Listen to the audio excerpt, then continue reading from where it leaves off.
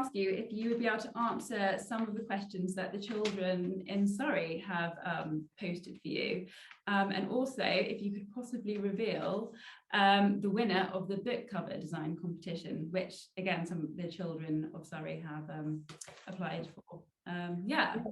Of course, yeah, and I've got some wonderful questions here. Unfortunately, there's not time to answer all of the ones that came in, we know, but I've picked a few, and where people have given their name, I'll read their name out as well. So the first question is from Poppy Price. Thank you, Poppy. And it is, what is it like being an author?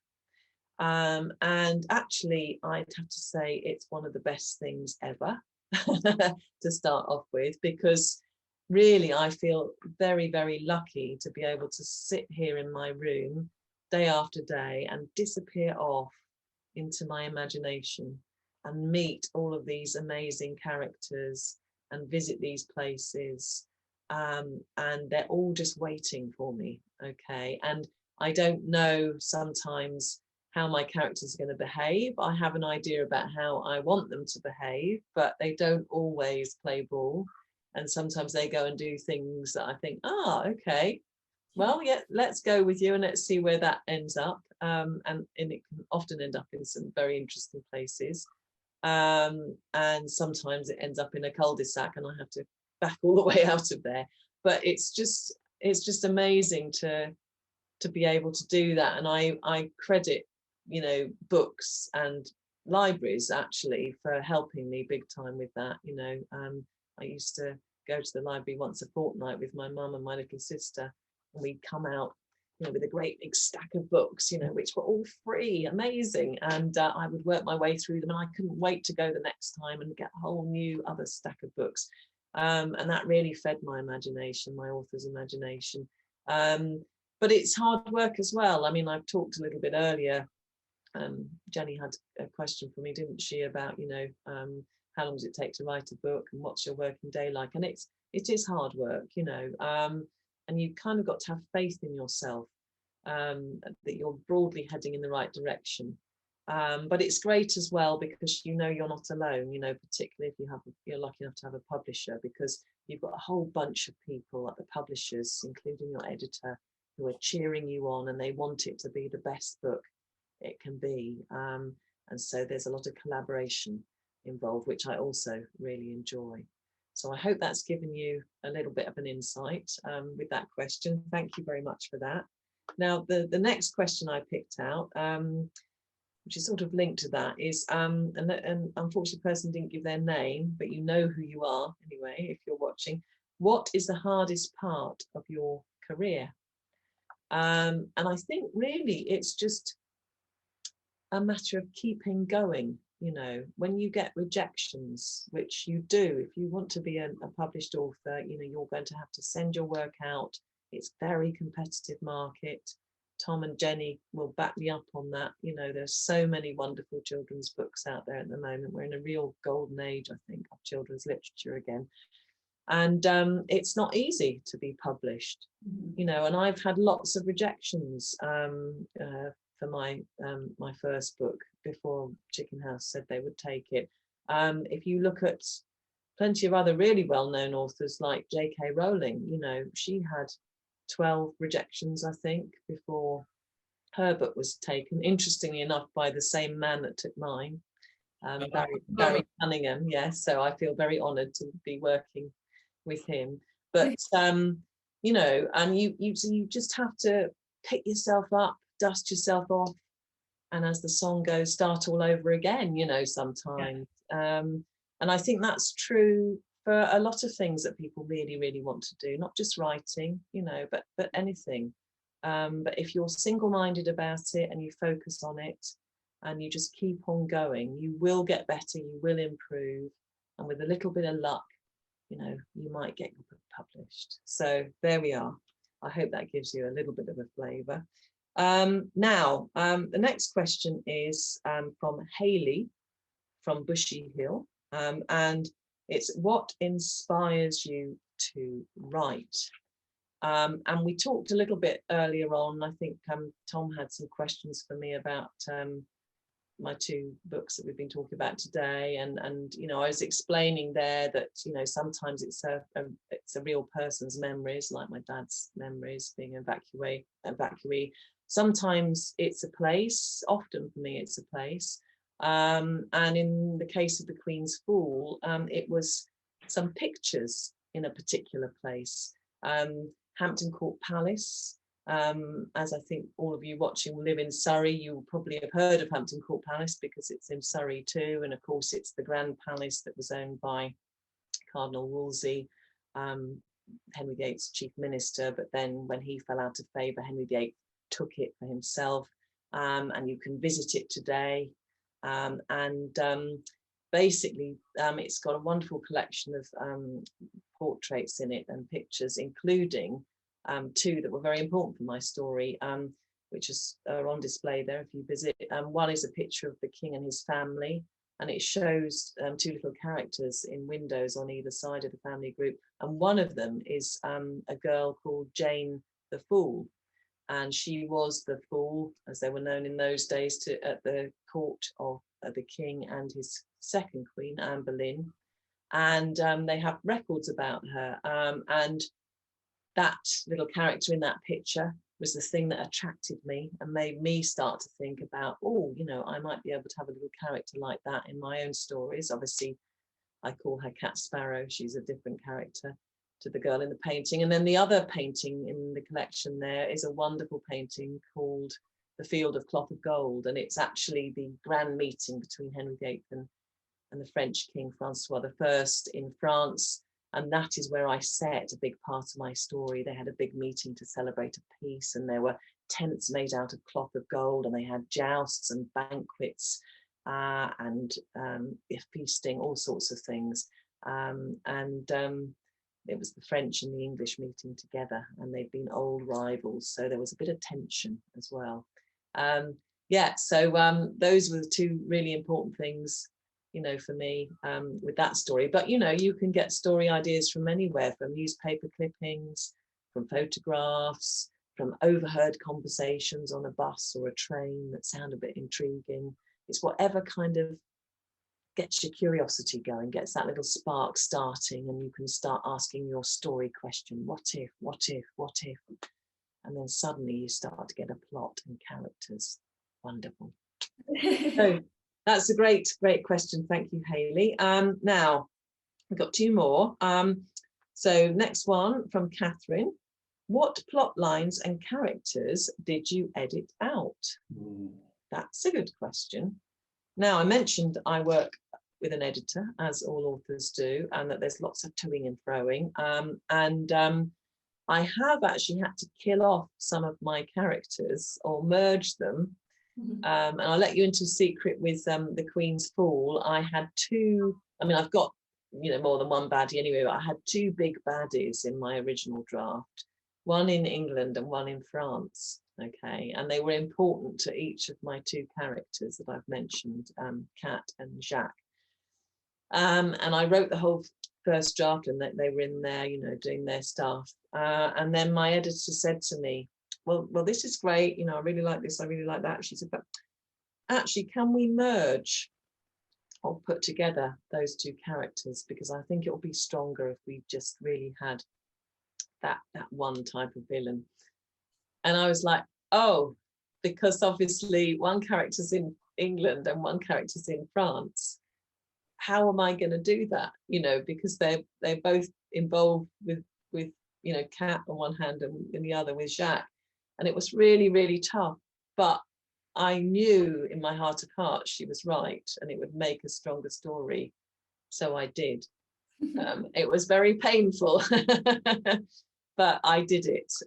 So that's an example. And I think often in terms of plots, it's often for me about pacing and just tightening scenes. So where, you know, I have a scene and I think, well, that's a nice scene to write when they arrive in London, you know, and I'll put a little bit in here about this and that and the other, because I've done all this research. And actually, it sometimes that sort of scene can slow things down a bit. And that's when my editor says, oh, it's a bit slow here. Let's let's squidge it up a bit. You know, you don't need as much detail. And so those are the other sorts of things that I often find I have to cut. Yeah. So, but, you know, when you're writing your first draft, you're getting to know your own story. So it's inevitable that you're going to overwrite, really. So thank you. That's a great question, Catherine. And then finally, I've got a question from Federer. And it's, what historical era would you have liked to have been born in? Oh, wow. Gosh, wow. That's a toughie, isn't it? When we think of how many thousands of years, you know, well, millions of years of history, if you're going right back. But just sort of thinking about, you know, history beyond prehistoric times, I suppose I'm really interested in the medieval times. I studied it, you know, at university, and, you know, they have a very different way, or they had a very different way of looking at the world. And I think I would like to beam myself back to a monastery, a scriptorium, where they write all the wonderful illuminated manuscripts like the Lindisfarne Gospels. Check them out if you haven't seen them. You can see them in the British Museum, British Library, actually. And I would love to go into this monk scriptorium, see all the monks writing these and drawing, illustrating these wonderful manuscripts. And I'd like to talk to them about that and hear what their inspirations were. So it's quite a bookish thing, but that's what I'd like to do. So I hope that that answers your question. That's a great question. Thank you. Now, you said you wanted me to reveal the results of the design an alternative book cover for the Buried Crown competition. And first of all, I just wanted to say thank you, everyone who sent in your entries. Tom and Jenny have sent them to me, and they're amazing. I'm absolutely delighted to have been able to look at all your wonderful alternatives, and I've shared them with my publisher via social media as well, and you know, I know they think they're great too, so well done. Just to say that I was looking, I think, when I was deciding how I would judge this, because it was extremely hard, the standard was very, very high.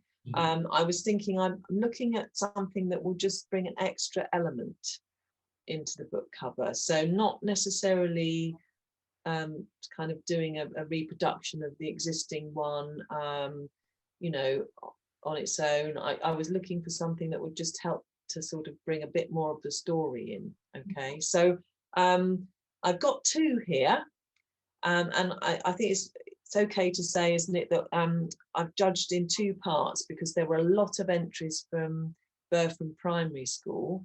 And so we felt it was only fair that I judge a winner from there, and then also a winner from the entries that have come in from the libraries. So that's what I've done.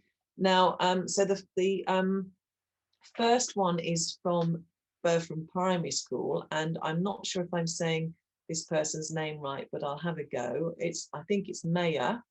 Okay, and here it is in all its glory. Oh yes, wow. I remember seeing that one. It's fantastic, isn't it? Yeah, and what I loved about this was the really vibrant, bright colours, which are really eye-catching, which is important for a book cover, isn't it? Because it makes you want to pick it up. And I love the extra elements here. You've obviously got the crown, but you've got this marvellous dragon. And those of you that have read the story will know that a dragon does feature in more ways than one in that story, and I love that. And of course, you've also got just the clue about the sort of, you know, the Nazi kind of, you know, kind of treasure thievery element, which is in the German flag there, you know. So I love that one. So fantastic. Well done, Maya.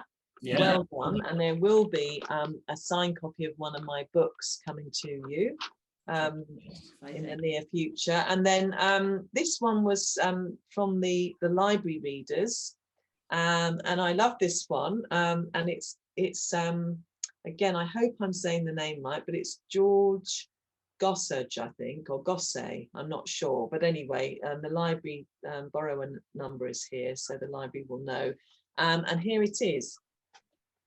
Ooh. yes, I remember this one. Yeah.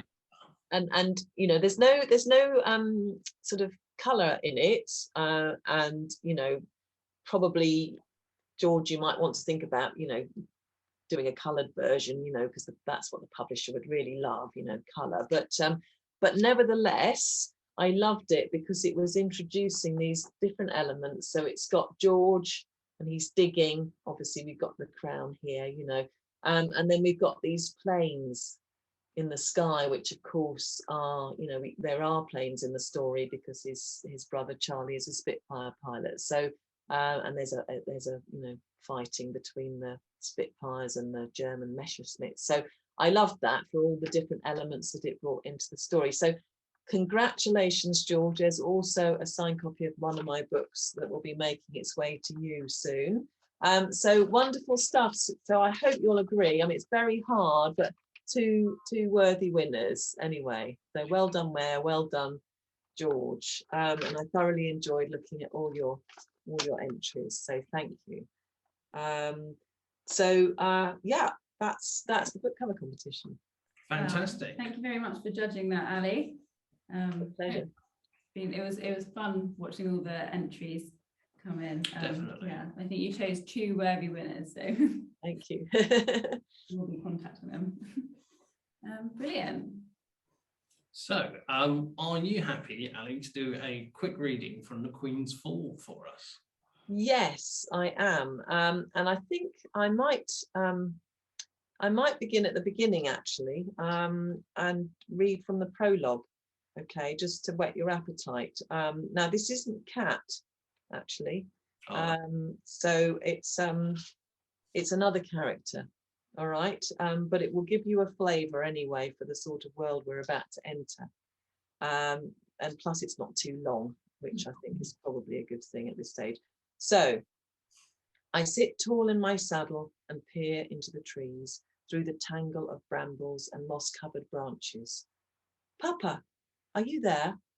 The only reply is a rustle of dead leaves and the harsh cries of the rooks circling high above. Reluctantly, I lift the reins and urge Jongleur forwards into the shadow-filled depths beyond. He can't have gone far. He was only a little way in front. I spy a sudden movement in the shadows ahead. A hooded man is crouched behind the trunk of a fallen tree, his frozen breath hanging in white clouds above his head. He's partly hidden by a thorn bush, but I can see the bow and quiver full of arrows strapped to his back. A poacher? It's hard to tell. Using the bush for cover, I slide down from the saddle and creep closer, pulling my cloak tight about me as I go. The man's on his feet now and knocking an arrow in his bow. He swivels sideways, raises the bow and takes aim into a small frost-covered clearing beyond the trees. I peer past him, searching for the target, then start. It's not a boar or a deer his arrow's trained on. It's a man. But he hasn't spotted the danger yet. He's too busy tying the reins of his horse to a tree. My chest tightens. I dart my eyes back to the bowman. His bowstrings pulled taut. He's preparing to shoot. I have to stop him. I go to shout a warning, but the words stick like a burr in my throat. And then it's too late. I watch in horror as the man in the clearing slumps sideways and falls to the ground with a strangled cry. Panicked, his horse rears up, breaks free and gallops off into the trees. The bowman slings his bow over his shoulder, but as he goes to step forwards, Jongleur snorts out a sudden breath behind me. The bowman starts and turns his head to listen. I drop to the ground. He hesitates, then mutters something under his breath and crunches off in the direction of the clearing. His footsteps jerk to a halt. There's a heart-stopping silence before they start up again and hurry away into the distance. I wait for as long as I can bear, then slip out from my hiding place and race towards the clearing, stomach gripped with a growing sense of dread. I'm halfway to where the man's lying when I spot his horse trotting back towards me from out of the trees. My heart shrinks up inside me. No, please! I dash forwards, but I know already who it will be. Wow. Exciting. Tingles. Goodness me. Thank you very much, Ali. So I hope that gives you just a flavour of the sort of atmosphere of of the book, you know, and some of the sense of adventure and excitement that will unfold from there. As I say, you haven't met Cat Sparrow yet, so she comes up in the first chapter. Oh, terrific. That sounds Okay. exciting. Well, and as we said, so The Queen's Fall is our children's book of the month. So if you want to find out more, do come into Guildford Library or any other Surrey library, and there will be lots of copies waiting for you. So Absolutely. brilliant. And you could even borrow it as part of the summer reading challenge, which is coming up this summer, where we encourage children to come in and read 6 books. So that's roughly 1 book a week for summer holidays. And you'll be rewarded with things like stickers and bookmarks. And yeah, it's a really fun way to encourage children to read. And this year's theme is to do with the natural world, the wild world. Wild World Heroes, yeah. That's right. And it's in partnership with the WWF, the World Wildlife Federation Foundation, who help look after our planet and the wildlife in it. And actually, I've noticed, Ali, all of your books feature an animal hero, don't they? So they would be perfect. Well, yes, that's true. They do. Some are more wild than others, it has to be said. But yes, I think I have a mouse in Black Powder. I have a very brave dog in The Buried Crown, and I have a monkey in The Queen's Fall. So yeah, and in fact, the new book I'm working on does have a very wild animal in it. It has a wolf. Oh, there we go. So that hooks in very well. And yes, and can I just say, I mean, it's such a fantastic reading challenge, and I know there are all sorts of wonderful books that have been recommended as part of it. And it's got all sorts of brilliant people who are being called out, like Sir David Attenborough. And yes, please do take part, kids. You know, it's such a fun thing, and you'll find out all about the most amazing places and the most amazing creatures that inhabit our beautiful planet. So get reading this summer. Hurrah! Absolutely, yeah. That sounds brilliant. And we will have hopefully lots of exciting events that will be going on during the summer reading challenge, some craft events. We're going to have a few wildlife people coming in to talk about the wildlife. Oh, yeah. So lots of exciting things, and hopefully Ali Sherrick might be featuring in some of our summer reading challenge events. That would be great. Brilliant. Well, Brilliant. So, thank you very much for your time, Ali. Yeah, thank you so much. It's been brilliant chatting to you and getting to know you. Yeah, and it's fascinating what you were saying about your writing process, and finding out a little bit more about your books. It's been very insightful. Absolutely. So, yeah, thank you very much. Well, and thank you. I mean, it's been wonderful to have both The Buried Crown and The Queen's Fall featured by Surrey Library Services. As I say, libraries hold a very special place in my heart. I have my Surrey Libraries card. Okay, so I use that, especially for research these days. But I know you have all sorts of other wonderful books on your shelves. So readers, do go out there, borrow your books from Surrey Libraries, ask staff if you want advice and tips on what to read, take part in the Summer Reading Challenge. And thank you to Tom and Jenny and all your colleagues for featuring my books as part of your Children's Books of the Month. That's brilliant. I've really enjoyed today as well. Yeah, our pleasure. No, So everyone watching, go and follow Ali on Twitter and kind of social medias, and keep an eye on our feed for more stuff coming over the summer. But thank you very much, Ali. Yeah, thank you very much. Thank you. It's a pleasure. Great. Thank you for watching, everyone. Thank you. Bye. Bye-bye.